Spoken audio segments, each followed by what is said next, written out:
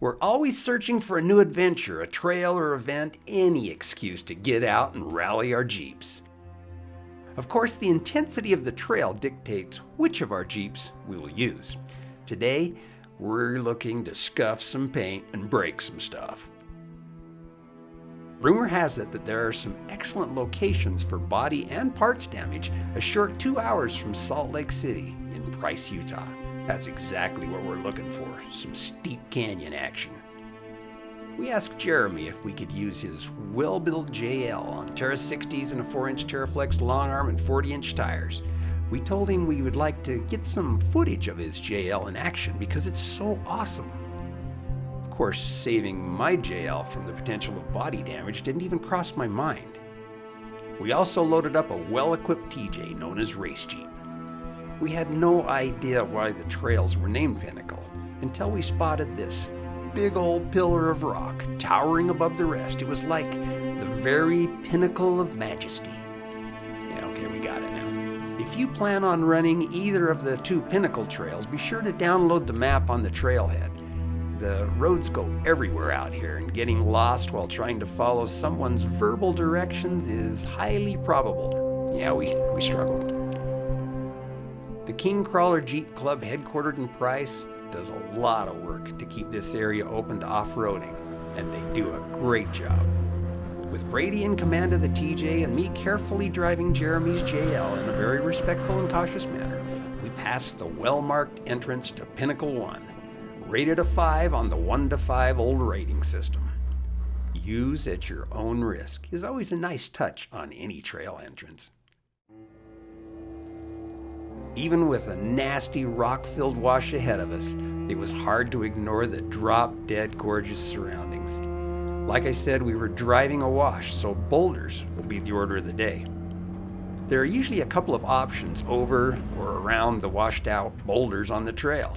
Most of the time you can pick the level of difficulty and proceed on or past an obstacle, whatever you're comfortable driving. You know, if you want to wuss out, of course. I've always loved a good wash. They can be much cooler on a hot day, and the action is close.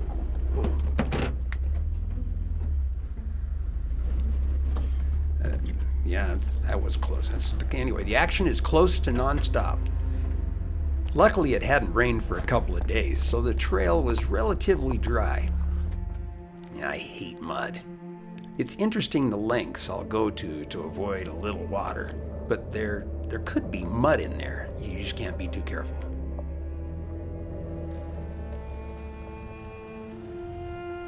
So far, there haven't been too many route alternatives. It's pretty much drive whatever the trail throws at you, and Pinnacle 1 has been completely doable. And gorgeous.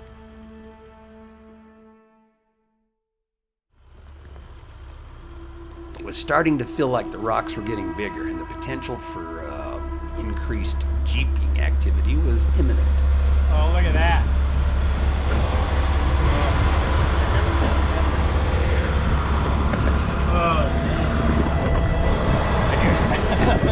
That was close, Jeremy. Sometimes it would be very nice to see the other side of that nice ramp-looking boulder.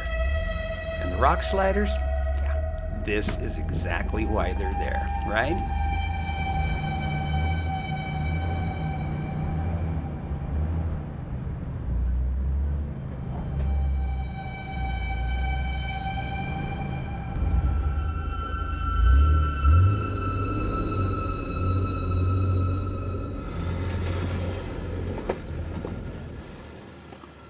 When you're in the driver's seat, hearing really nasty scraping noises from a big old boulder on the passenger side, one cannot help but be concerned for the aluminum door.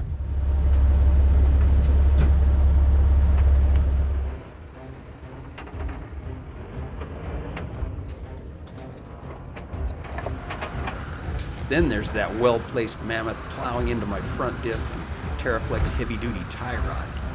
Ouch, that's just plain abuse right there. After a quick reset, the old girl managed to climb on. The diesel's torque has great throttle control, and it makes for a smooth climb. On the other hand, this short wheelbase TJ was born for this kind of stuff. 40s, Terra 60s, and a short wheelbase make short work of the obstacle.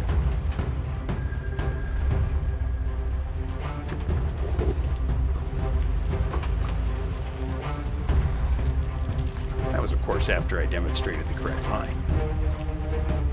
That's what I'm going to go with. But with the Jeep still shiny, we continued on.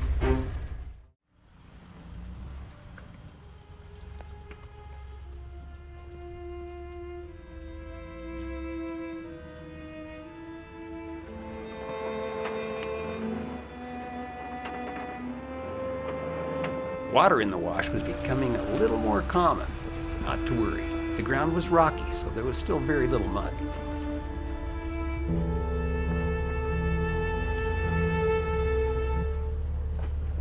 Now and then the trail gives a short reprieve from any serious obstacles, but about then, the scenery kicks in, and it keeps it interesting.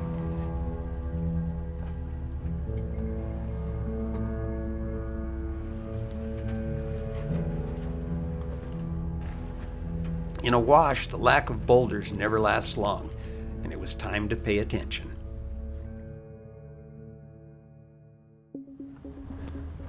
Even with 40-inch tires, a long wheelbase isn't always the best in the boulders.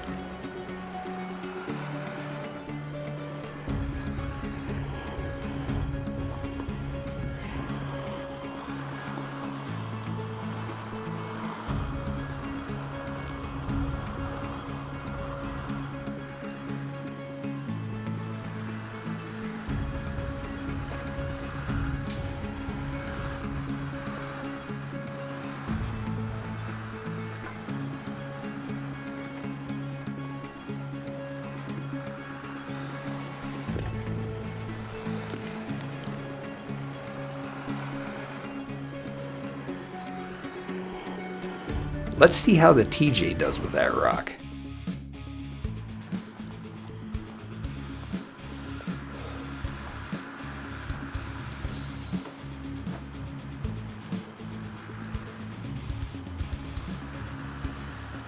Learning from the failure of others, a different line seemed to work.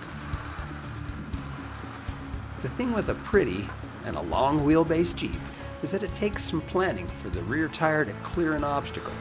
Just ask a Gladiator driver.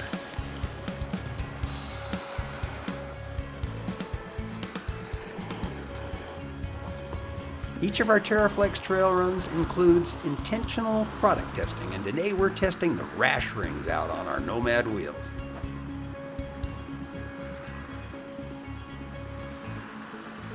I'll just drag the wheel on the boulder and use it as a pivot for science.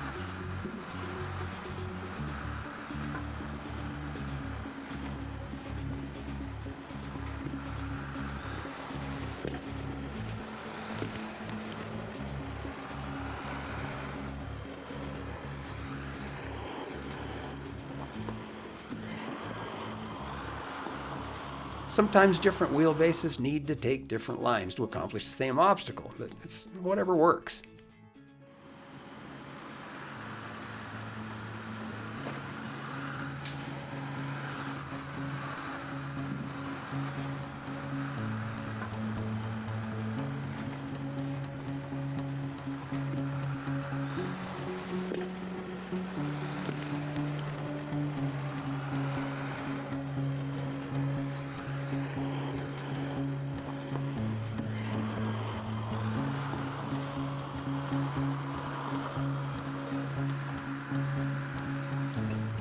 This trail gives small sections of unimpeded progress, and that's a good thing. This Pinnacle one is a long trail and we're burning daylight. But it's still nice to relax and smell the roses, so to speak. This place is pleasingly treacherous, just like some of our old relationships. You thought you were really starting to develop a lasting bond, but you were beginning to gel in the partnership and grow together. Then suddenly this is some very poor rock placement. This was going to take a little time to get over, especially if I want to keep the fender flares intact. And there are those that would appreciate that.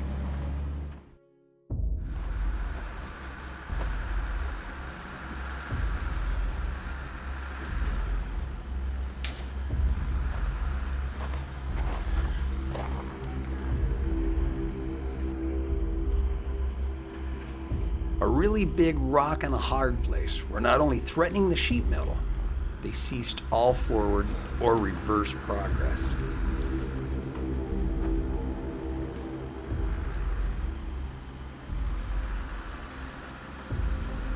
Now there are responsibilities as the first Jeep to struggle on an obstacle. It's your job to dig and destroy the obstacle so that any future attempts will also fail, thus decreasing your odds of trail fail peer group abuse. A man's got to know his limitations, though. Always remember there's no shame in taking a strap. And I'm just going to keep telling myself that while we extract the Jeep. And allow the experience to fade like a bad dream. The trail is rated extreme for a reason, and it's more extreme for some Jeeps than others, apparently. Driving a who cares what it looks like rig can be a lot of fun. But when there's a desire to keep the sheet metal, flares, and lights intact, the level of intensity definitely bumps up a notch. After trying to drive the squeeze alone and not doing all that great, Brady graciously provided some spotting assistance. The problem here is pretty clear. A humongous boulder on the driver's side with an especially built protrusion designed to inflict maximum carnage. Add to that a well-placed boulder lifting the right side of the Jeep into said boulder, and things get tense. That rock's taking some hits. Notice how you're feeling all anxious just watching this? You're deeply concerned that I will bash the entire side of the Jeep, and at the same time you're asking who in their right mind would bring a nice Jeep like this on a trail like this? Now, how do I know what you're thinking? Yeah, take a guess. Folding the mirror in about now would really be useful, but it felt like I was trying to break the thing off. Never mind, I'll just let the rock do it. It's so close, it looked like a little push would do the trick, but not so much. This JL is a heavy beast. Passing through the squeeze unscathed brought a feeling of accomplishment and relief. Yes, I just did that, and it was amazing to witness. You did it, Dennis! Now let's see how much trouble this little bundle of joy obstacle causes the TJ. This should be good. That obstacle was really something. I better be ready to do some expert spotting. After all, I did just drive through untouched, and that was no easy. Okay, well, let's move on. This trail is not one to rush, but we're running out of daylight. Hopefully, I don't have any more issues. The trail seemed like it was getting pretty serious, but there is no way I was going to skip any boulders and take the easy path. No siree. After performing a perfectly executed pivot around a rock, the Jeep was set up for an easy drive through this little rock pile, and it was going to look awesome on video. Oh, that was nice, right up until it wasn't. A big rock, was wedged between the skid plates, and there was no hope of driving out. In this instance, digging massive holes for the next guy didn't seem like such a good idea. And stacking some rocks was also a fail. I'm just gonna take a strap.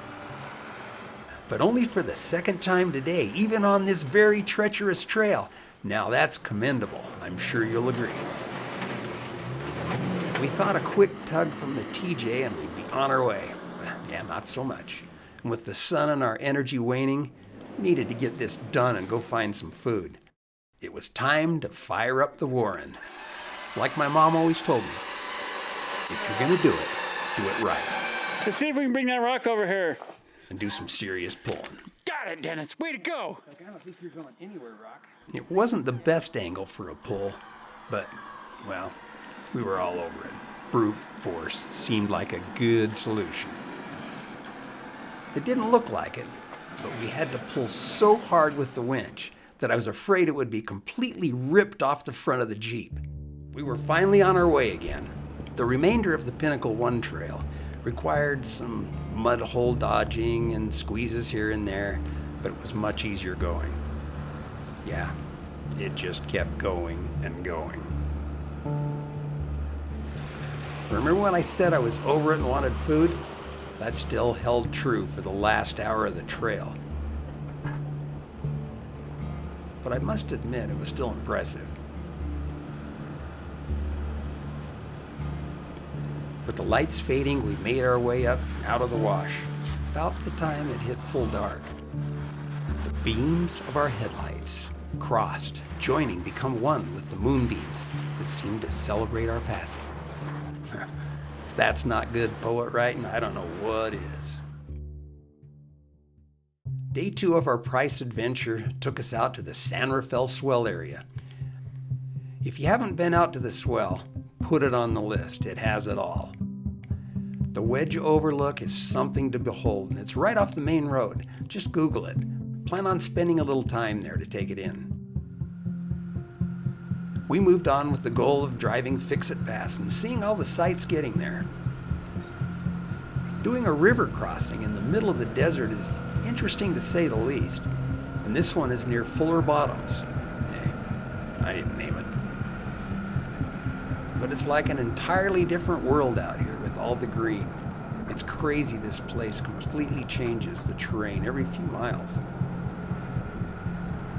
The distances in the swell can be substantial, so it's worth planning on a few days here to even get to scratch the surface of what there is to see.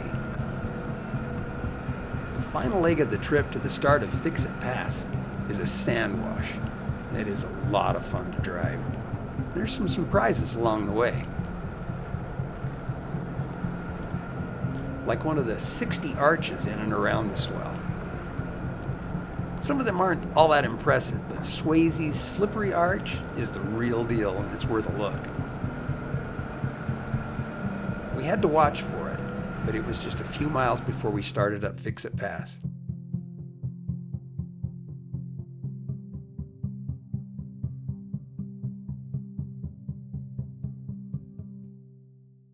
This is called Fix-It Pass because it's continually being washed out and must therefore be fixed. There's some fun boulders at the base, but it's a total can-do in a Jeep, or even a side-by-side for that matter. The view off the top of Fix-It Pass will take you a few minutes to really fully take it in. This place would take weeks to explore. So plan on spending some time here. We've just barely scratched the surface of what the San Rafael has to offer. The trails, the petroglyphs, the history here, it's just endless. But we have the Pinnacle 2 trail to run, so we must forge on.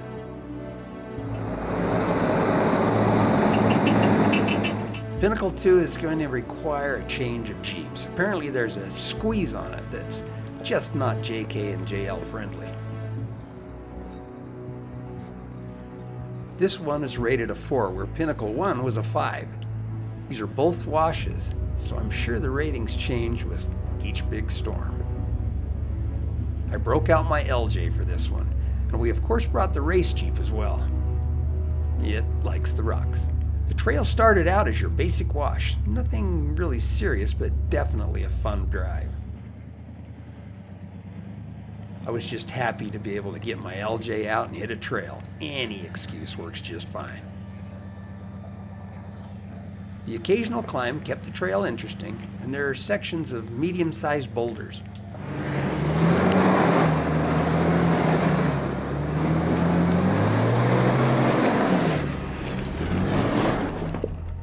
All the way up the trail, we were doing some mental work on how we should run that dreaded trash compactor obstacle at trail's end. Having never been on this trail, we just continued to drive, waiting for the nasty section to appear. The rumors about the trash compactor are many. Everyone we talked to has had a different experience with it. The narrow, short wheelbase guys seem to have zero problem with it, but the wider and longer you get, turns it into a wheel-destroying, mirror-eliminating, body-smashing V-notch. An obstacle that must be traversed to finish the trail and get to the road at the top that leads out to civilization.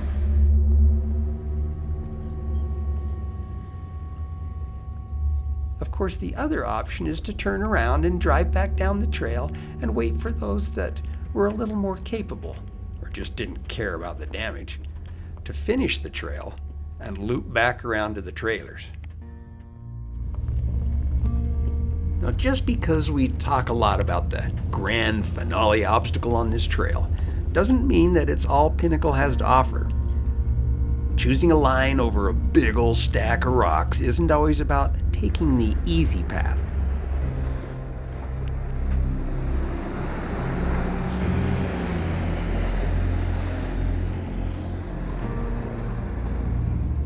Sometimes taking the path less traveled can bring a sense of accomplishment, a feeling of success, knowing that you traversed the impassable.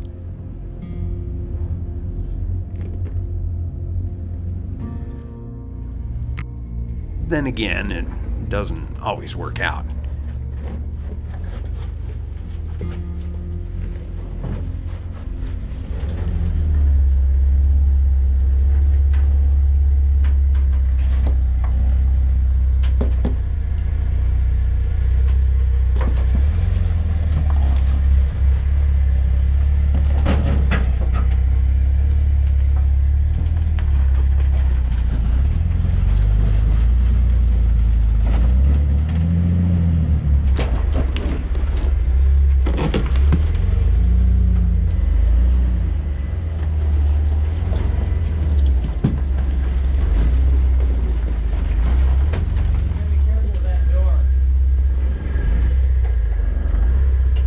Hold on. Oof.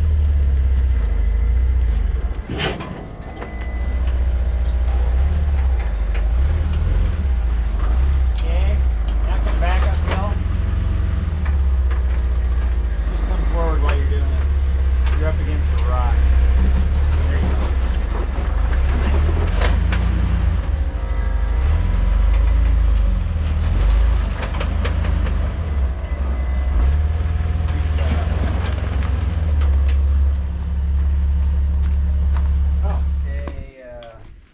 Yeah, that doesn't let you go back. That's the problem. Let's go forward just a little bit. How did that rock even do that? You can just go straight again. I'm going to move this rock. Okay, hold on just a sec. That thing's freaking massive. Well, if we could just get your rear tire on that sucker. All right, we're going to go higher just so that your slider doesn't hook in that one little spot on that rock. It'll go up on it. Yeah, that's good.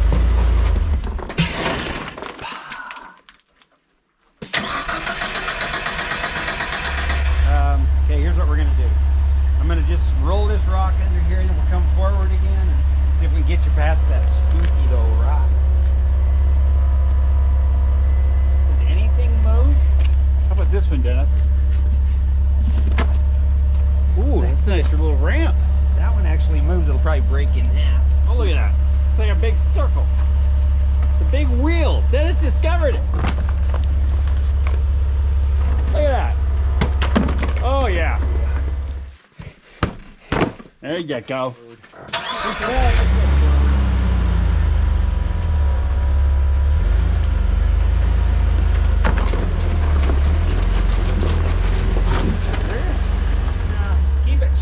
slide back, see if we can come around that stupid thing. There you go. There you go. Perfect. Okay. Okay, that's good. Let's try it forward this time and dip our rock. Oh, I like that. Just like that. Keep coming. Stay on that rock. Beauty.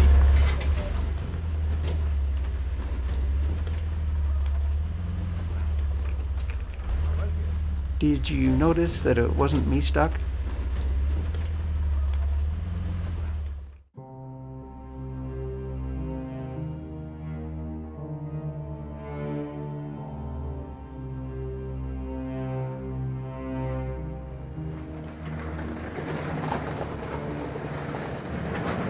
Ah, there it is. Having never experienced this trash-crushing obstacle, I approached it as you would any V-notch. Straddle and keep the hood level. No problem.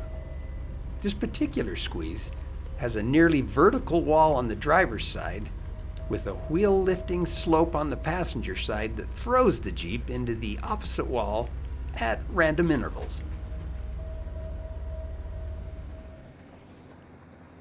It all started out so well.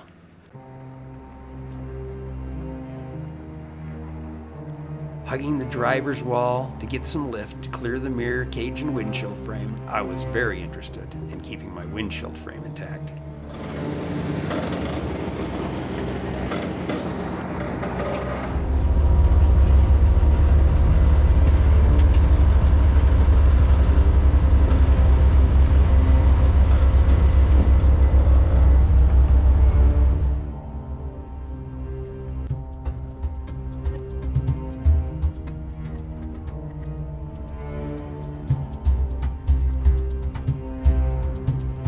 This was looking good. In fact, I felt like I was past the worst of it and started to ease off the wall when suddenly it slipped off and slammed the side of my Jeep into the wall.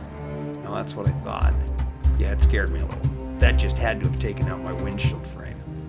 But with gratitude in my heart, I discovered that I had somehow avoided any body contact. What happened is I should have stayed on that wall. I thought I was done. I'm not. That's all well and good, but I still needed to get my LJ out of the compactor while maintaining my damage-free exterior. Trying to ease it forward pushed the top into the wall, and backing it up did the same thing. Yeah, I could have just driven it out and enjoyed the ripped top and gouged up windshield frame for years to come. Or I could choose Plan B. It seems like I'm becoming very familiar with Plan B lately. Of course, I left my snatch block at home, so we'd have to improvise with a tree strap, then a 30-foot strap to the cage, all tied together with a winch line that was at a 90-degree angle from the fairlead opening. Yeah, this is gonna bind hard. But we only needed a slight pull, just enough to discourage any rubbing on various parts. Now here's a great FYI for you. Laying an LS on the driver's side at a 43-degree angle for extended periods of time will apparently result in oil draining into the intake manifold and then into the cylinders. At startup, said oil results in a slight knocking for a few seconds, and that freaked me out. Then the smoke belched forth. I needed to hurry and get the LJ back on more level ground, and to do it quick. 43 degrees. That one's holding. I could turn into it. There's If a I little turn into it, is that gonna fall off though? The other side. in the front. Rear, front, whatever. They both look terrible. I feel like they're sloped enough. You could come off slow though. Came into the wall. Yeah. Because there is a little bit of a cutout right here that you're just perfectly lined up to turn into. Okay. Well, I don't know. Playing the winch a little, go a little game for a few feet got me off the wall and back to the safety of, almost level ground.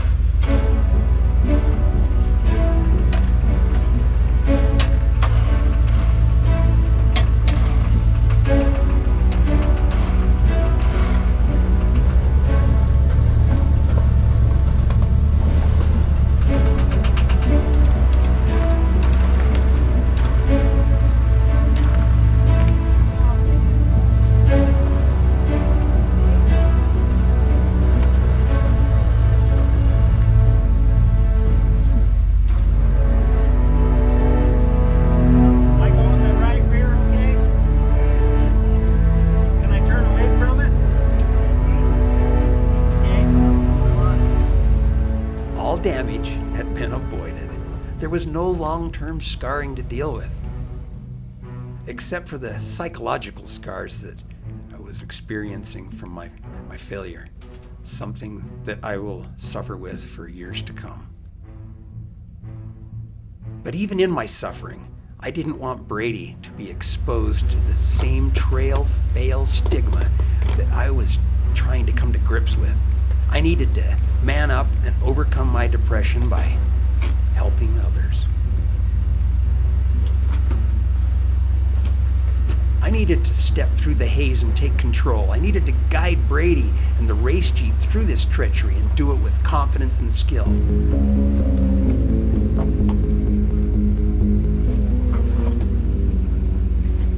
Wouldn't you know it, the TJ to trash compactor fit was great. And with my careful guidance, Brady was able to drive through not only untouched, but also unaided. Well, except for my very skilled direction. You're welcome.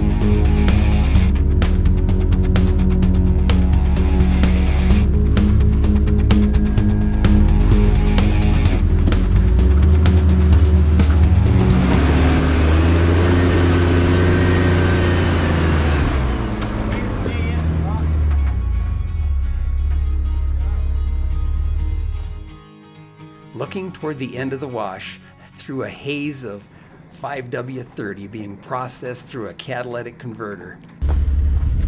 The massive boulder stack deposited there had us not just a little worried that we'd have to drive through that mess. Upon closer inspection, we discovered a steep, loose dirt road up and out of the wash to safety. Feeling bad for those behind me, we rallied up the wash and headed for the road.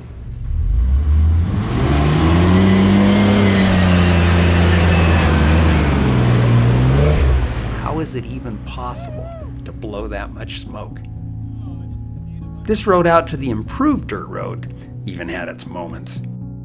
Coming off the hill and looking off to the passenger side, there was nothing. It looked like open air, but it was a steep drop-off into Death Gully, as I like to call it. It turned out to be a total washout, but we didn't spend more time than necessary making that turn. It was sketchy. My smoke screen wasn't about to let up. Mosquitoes were fleeing for their lives. This smoke was never ending. It turned out that I lost almost a full quart of oil into my intake during the LJ's time in the trash compactor. Impressive. No wonder it was smoking. Well, that pretty much wraps up our Price area adventure. But there's so much more to see in and around the Price area. But please don't tell anybody. I'm Dennis at TeraFlex saying, wood out.